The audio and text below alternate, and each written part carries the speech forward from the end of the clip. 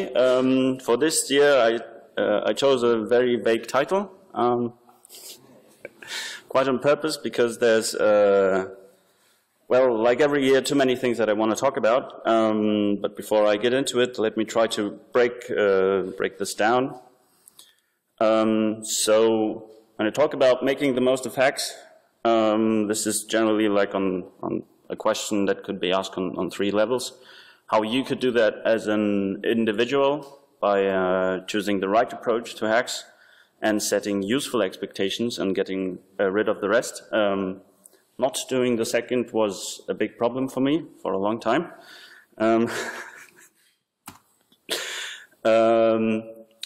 Yeah, talking about how that might be possible for Haxe as a tool, and by defining what Haxe actually is, because it's like, I mean, nobody has done that yet in a very, well, in a method that convinces us ourselves.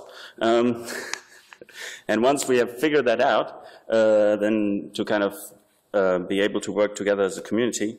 And so the third part is also, well, kind of ironic. I'm going to suggest better communication, which is, yeah, I'm really the wrong person to talk about that, but yeah, somebody has to. And maybe how we might be able to shape the ecosystem of Haxe to grow to the proportions that we would, well, we think that it deserves.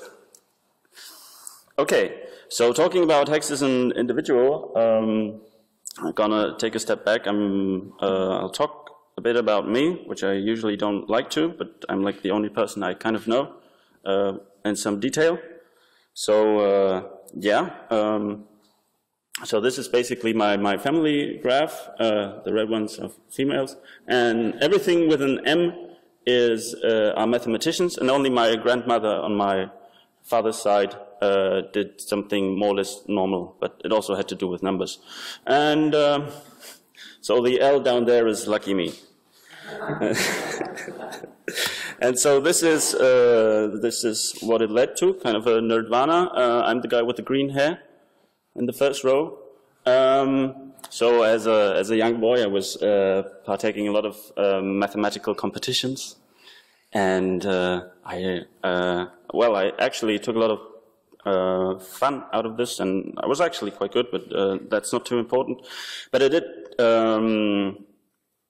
teach me some appreciation for beauty in mathematics, which I think is quite interesting. So I want to diverge a little, not for the first time during this talk, and talk about one of the classic problems in mathematics.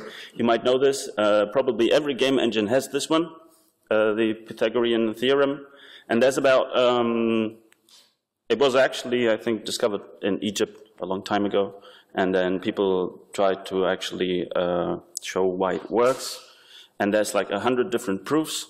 So that's like kind of the same thing. Like if you look at Hexlib, you also have like 100 solutions for the same thing. But it's interesting to examine why they are there. And so this was the first proof. I guess Euclid is written with a C in English, but okay. But yeah, it becomes very complicated, so we're going to skip that one. This one was by Da Vinci, which is quite interesting. So he realized that by adding the triangle 2 more times, you can then get these 2 red areas, which are equal, and one of them contains half of the big square, and the other one contains 2 halves of the small squares, plus this, the triangle, and these 2 things are equal. So this shows in a very nice geometric fashion that these things are equal. Like you just, you know, count the sums. There's many more, but we don't actually have time. And there's this proof, which I like to call "Why did I not see that?" So you kind of deny the problem. You draw something completely else, and you take the triangle 4 times. And then you start counting the surface. So one is 4 times the area of the triangle, which is 4 times AB half, because, you know, it's a rectangular triangle. and you add the c squared in the middle. And the other one is a plus b, which is the big square, and you square that. And actually, those must be equal, because it's like the same surface. You just count in different ways. And yeah, if you just simplify both terms, then you just have a squared plus b squared equals c squared. And it's kind of, I like it, and it reminds me a lot of Haxe. Although in Haxe, you would probably get it under this form, so it's like, the genius idea is there, but you have to fill in the little bits. And also, I think, if you... That's interesting.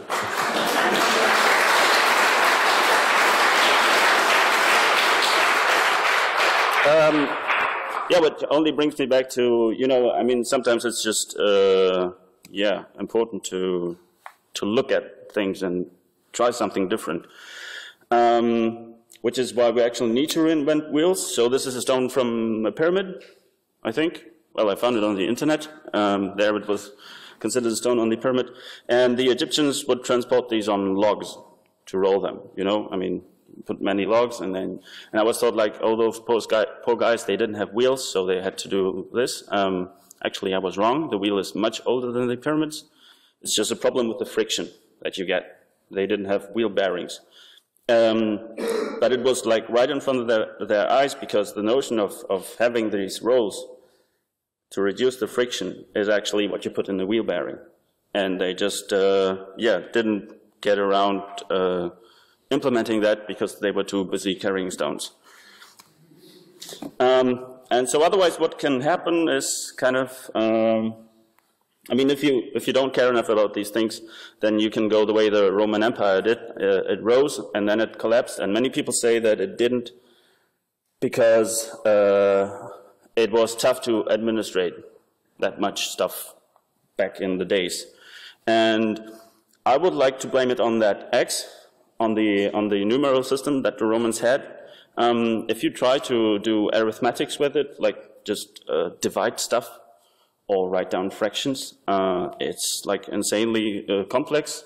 Or if you want to have you have some quantity for some scale, and then you want to go like many orders of magnitude bigger, you just write a lot of symbols, and but you can't really visually see the difference between a million and a billion because you don't have a positional system. And the reasons why the Romans did not, or were unable, I think, to discover the positional system is because they didn't have a zero. They had not formalized the concept of nothingness somehow. Kind of like null is missing in Haxe, or decent support for it. So I hope we get around this. So I want to talk just a bit about my career. So I started programming in 1999 under DOS, which is where I take my nickname from, because, well, I found this very enjoyable. So then I started with Flash and PHP in 2005, and then I decided to not study, which was a catastrophe for my family.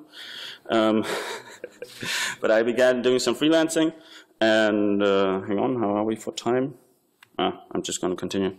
So I had my first project, which went really well, and it's actually still online after 9 years. It was made in Flash Develop,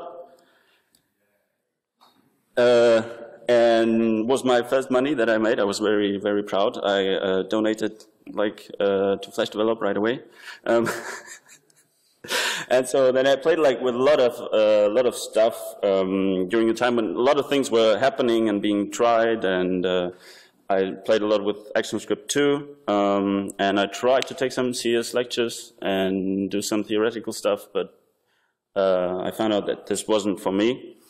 And in about 2008, I started using Haxe for some work.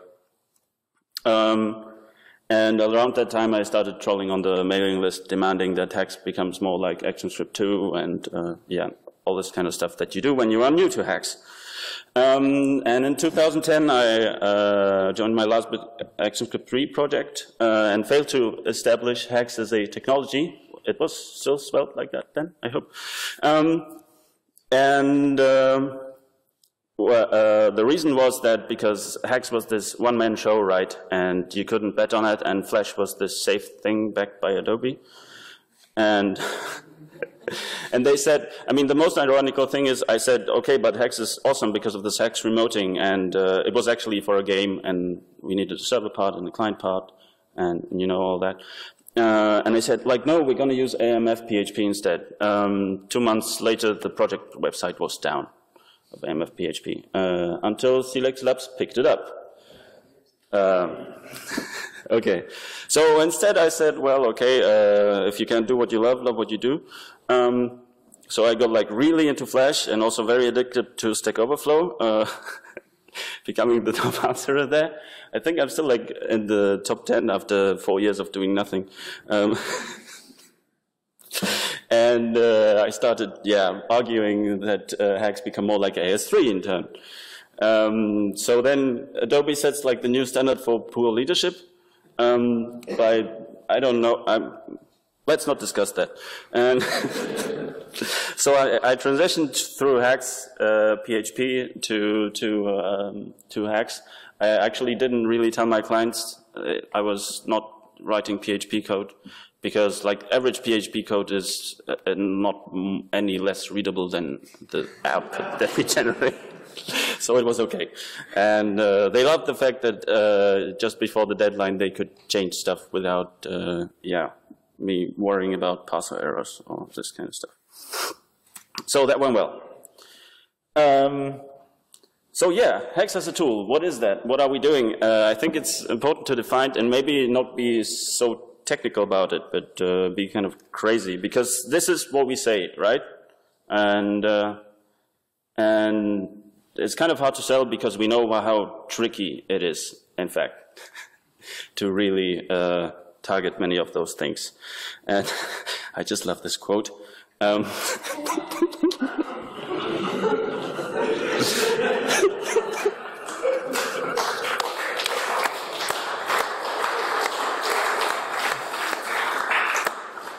So yeah, this is kind of a problem.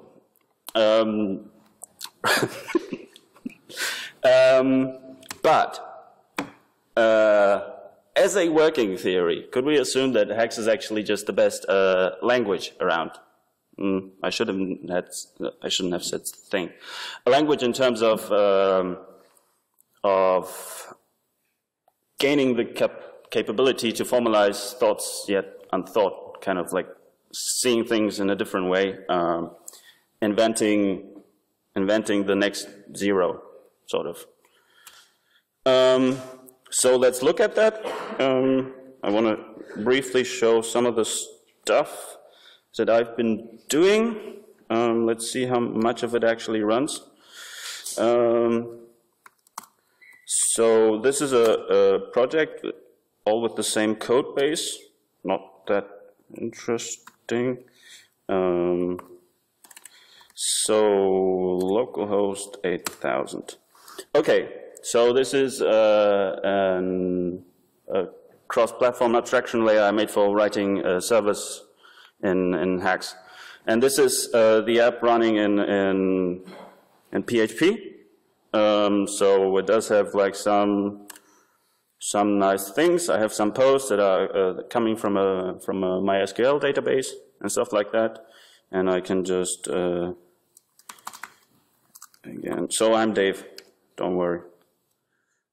Oh, and I may have shut down the database now. What's going on? Okay, in the meantime, let's just build the other targets.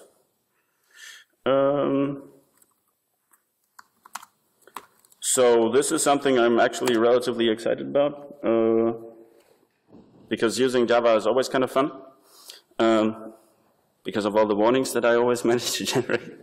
But in the end, it runs. Right after saying no overload found for this constructor call. No, I think maybe it's fixed. I guess it's fixed. Yeah, exactly. And so this is the whole thing running in Java. And presuming that I haven't actually killed the database, Yeah, exactly. So I have the same data here.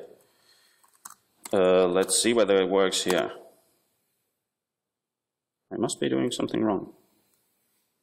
Ah, great. Who knows? Okay, but it's actually, I mean, part of the, oh yeah, right, it's rebuilding, I'm sorry. So part of the whole stack is, yeah, also like a routing framework that works across all of these platforms. So this is a server abstraction that is generally asynchronous because, oh yeah, if I just build it from Flash Develop, it runs on Node.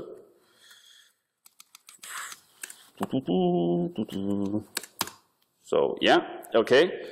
And like it's very consistent, and for example, it can pass some really fancy URL stuff, even with arrays in it and all this kind of stuff, and that works everywhere. It works for the body too. For the body, it also looks at the content type that is being transmitted and chooses to use JSON or this URL encoded format, and from the type information that it has, it also generates the validator for that.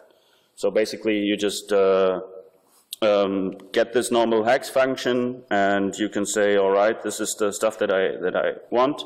But in the end, you can just call it like an ordinary function, which makes it very easy to test.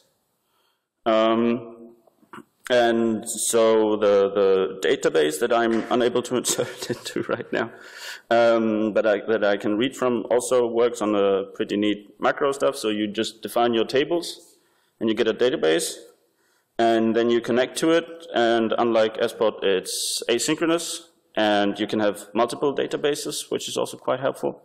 Particularly like if you want to horizontally scale stuff and you have some zoning going on, you need to connect to multiple things. So queries look kind of okay, I would say. So in the post, we join, for example, the users with the authors, and this is, I think, well, I'm maybe going to make an idiot of myself, but so you can say, all right, so the posts, and we can, for example,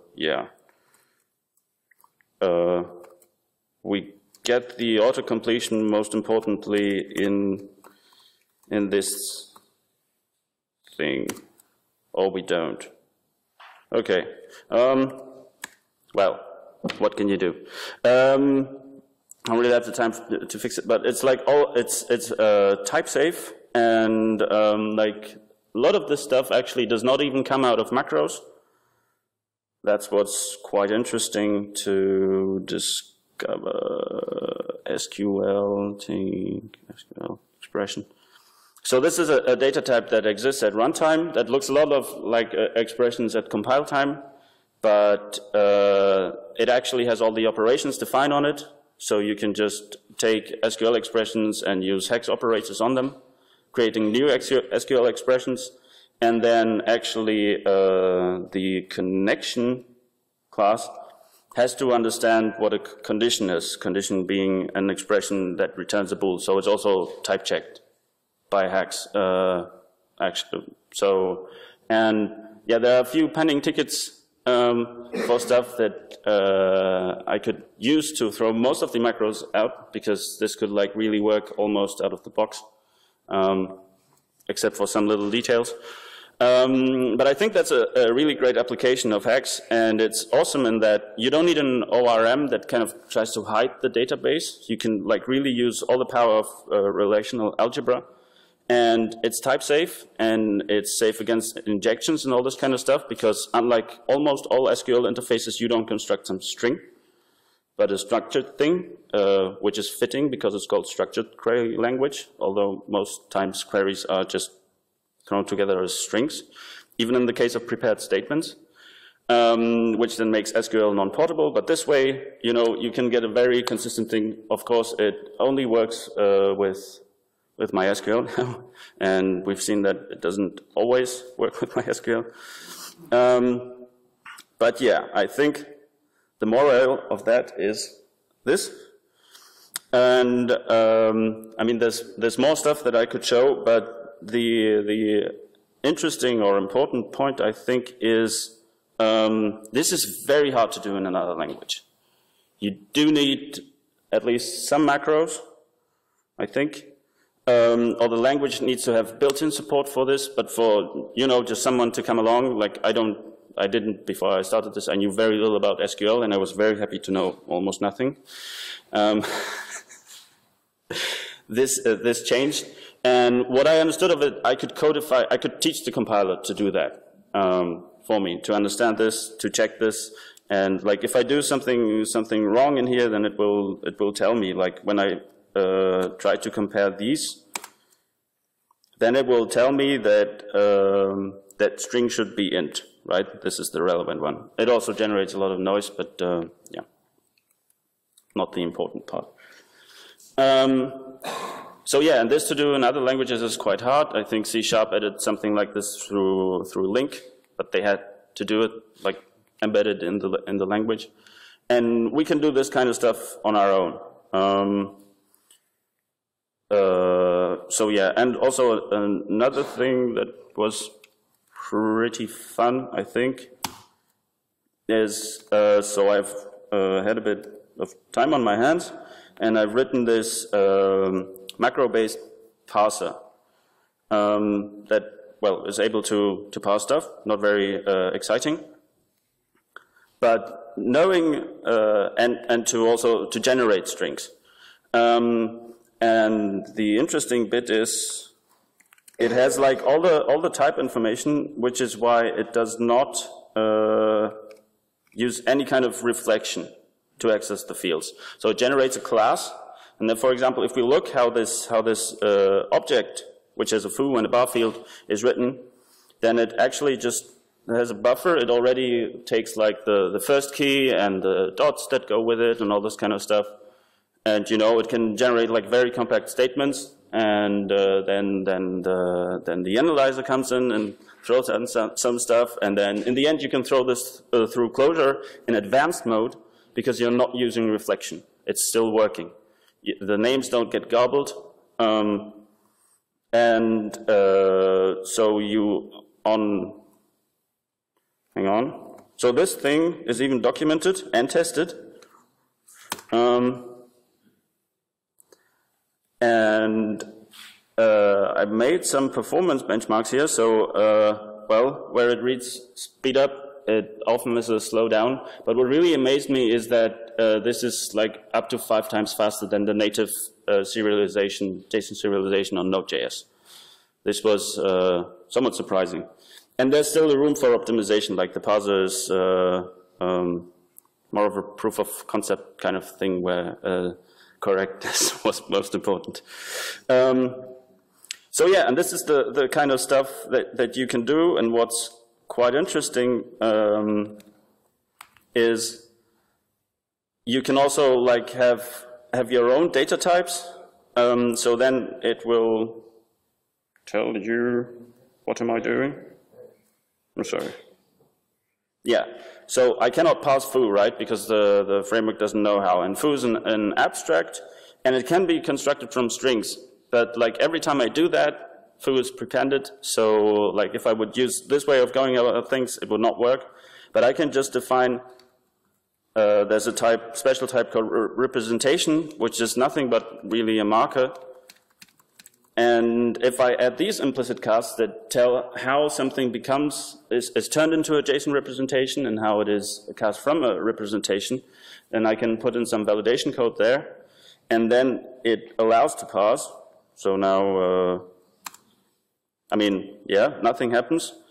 But if in here is an invalid value called bar, because a foo is only a string that starts with foo, then it actually tells me, all right, bar should start with a string foo. It tells me the position where it found that, and it can highlight this to me, which normally the way we would load JSON objects in Haxe, you don't have that. You just first load the whole thing into your memory, then you read the bits that interest you, then you look at the stuff that is missing, and you can't just restore the context from where stuff has failed. So it's faster, it's safer. The fields that you have not defined get just discarded right away, so it doesn't waste so much memory. And yeah, it still needs support for classes. I think I'm just going to allow it for struct init stuff for now, as that seems a good fit. Because otherwise, yeah. Oh, I don't know. If anybody has ideas about the restrictions for that, I'm very happy to hear them. But if it were working with classes, then it would probably be even faster on static platforms, because it never has to generate any anonymous objects. So yeah, and this is the kind of stuff that we can do in Haxe, and there's pretty few other languages that can do that I'm aware of. If there are, please tell me. I want to learn about them and steal their stuff.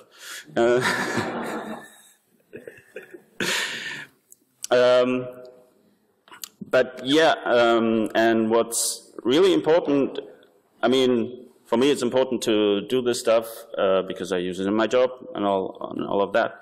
But I think what's the point I'm really trying to make here is like Haxe can do this, and it's like a critical advantage, and I would like people to kind of embrace that instead of trying to make Haxe be something that it is not, and trying to discover what it is, because most people don't know that, but most people have an intuition that it is awesome, and just to try to provide evidence that it is, and not so much by imitating. Like there's one, when the subject is, yeah, all right. When the subject is how do we make Haxe more popular, assuming that that's what we want. The question is how to do it, and I think the only other language that managed to do this without big money coming in was Ruby. And when you ask how they did it, the answer is pretty much Rails, I think, if that's fair to say. If someone from the Ruby community is here and wants to disagree, please do. But I think it's relatively fair to say that that's how Ruby kind of took off 10 years after it was created. And it was not by creating a nice layer for Iron Ruby for ASP.NET, or a JRuby layer for JSP.NET, no, for JSP, all this kind of stuff.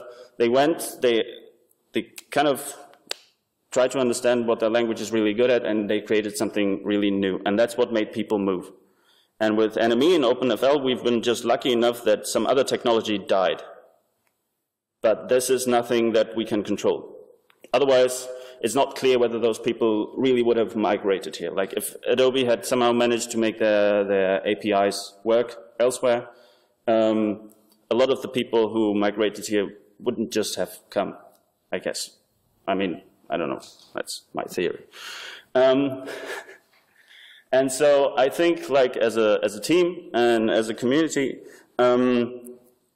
it's important that we stick to dog fooding. I think that's why Haxe was able to take off in the first place. Like it was just one guy in the beginning, and he did this like for himself. It was not like a committee that started to build a big thing and looked like try to create a perfect language. It was really very pragmatic, and that's why many people somehow miss superficial aspects of Haxe.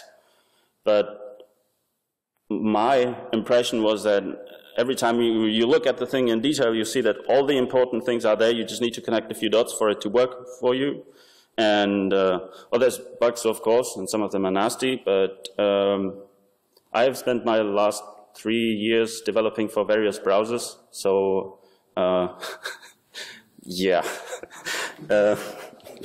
Haxe is better in general, or I mean, it frustrates me less in that sense.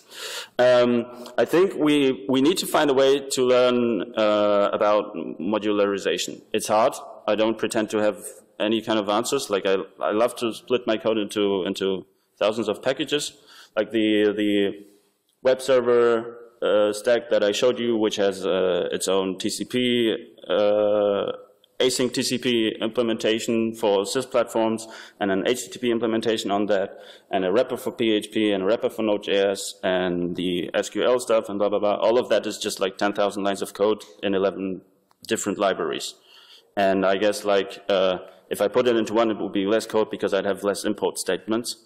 But I think like it's worth it to make things small, focused, because then we don't need to do the boring bits again and again and again. Like every framework comes with everything. And some of that stuff is just not new, and well, I guess writing it gives you the feeling of progress. But I think it's kind of, yeah, weird, because then you get inconsistencies between code, and then the next layer on top that tries to pretend that there are no differences also becomes bigger, and yeah, just kind of try to yeah, fix that somehow. But okay. And I think also, I guess, we probably don't have the time to hold that subject, but we have to deal with the elephant in the room, and that's governance. And this is a very tricky subject. I think last year we saw how not to approach the subject.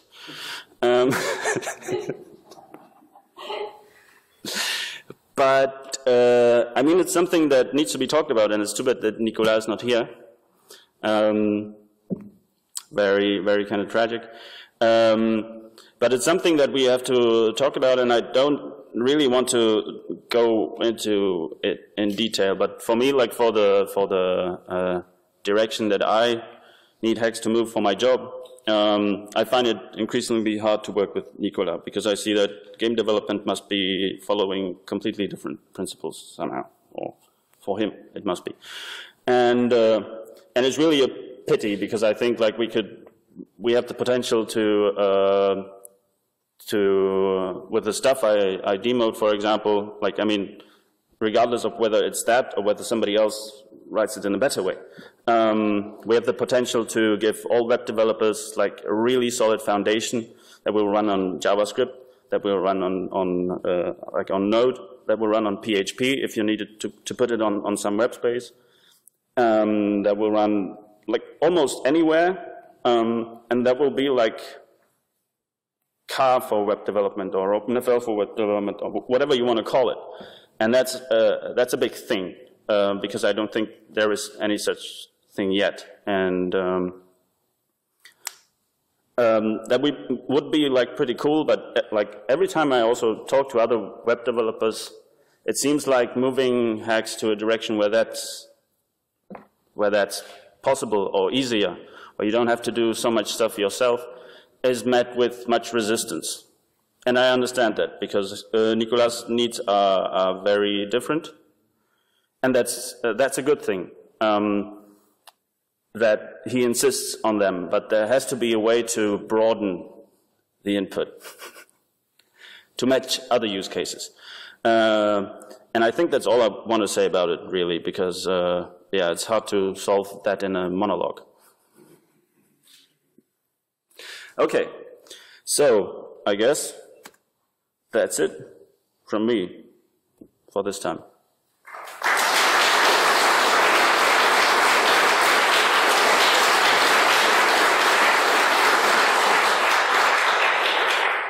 Questions? David? What about being the new CEO of the Haxe Foundation? I generally dislike single points of failure, and I wouldn't want to replace one by the other. I think we are such a diverse community. For me, the idea of having a single CEO is silly, kind of. For many reasons, like administration maybe needs to be in one hand, but I'm very bad at that. But when it comes to leadership, which is actually giving an example that others can follow, we need to broaden somehow, and we need to talk more. We need to make stuff more visible. That is interesting. I mean, like all the time when we come here, people talk about A and B, and then somebody says, well, there's also C, and they, oh, I didn't know about that. It just makes all of my problems magically go away. And Yeah, why is that so hard? Like, I don't know, but we have to find a way to tackle this, yeah? And, yeah, about the administration, I'm really not the right person for that. As far as it's maybe trying to move people into a certain direction, that's what I'm trying, but I certainly don't want to be the only one. Okay.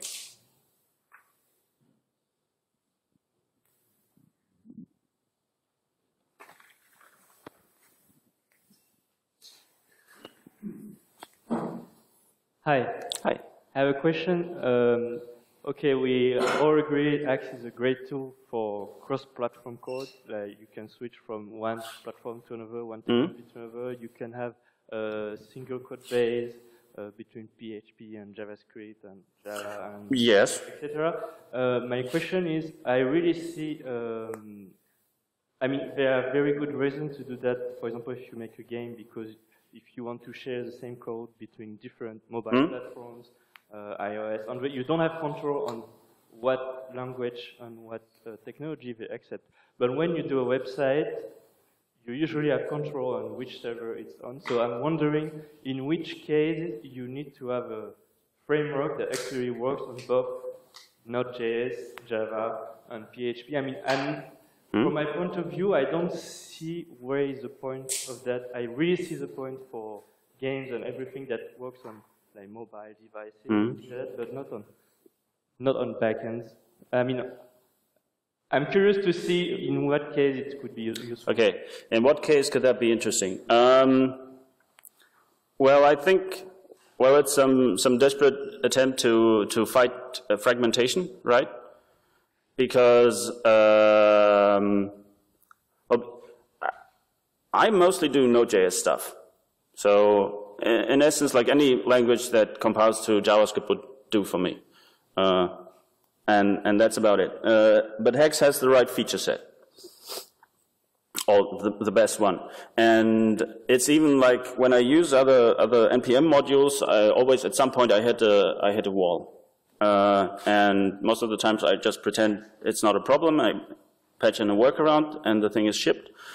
But it kind of accumulates technical debt because the code that is there is not written for Haxe. It's not written for statically typed languages. You see that quite a lot of time. And my hope is to have a basis where we can slowly and incrementally start porting the bits and pieces that we like from different ecosystems, that we know how they work and that we are comfortable with, and pull them together. So like, for example, the code ID mode, there is one abstraction layer which just really exposes HTTP to you in a universal API. And there's Ben, who's already created a framework for that, like a different one, which is, I think, even in production use. And like that was possible. And I'm taking stuff a bit more different direction, where there's a lot more macros, of course.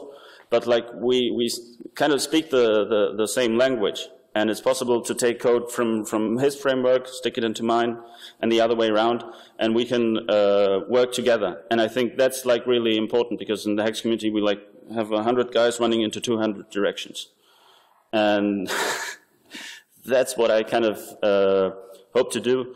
And what was also interesting for me was it was fun to implement asynchronous HTTP and like the full stack for the sys platform, and to also realize that on Java it is like 2 times as fast as Node.js is, roughly, and that is without me knowing anything about this kind of stuff. Like, I was new to multi-threading and everything, and now it works. And so that's cool to see. And if that were optimized, then also what would fall out of it is like one of the fastest servers that there is, which would be interesting.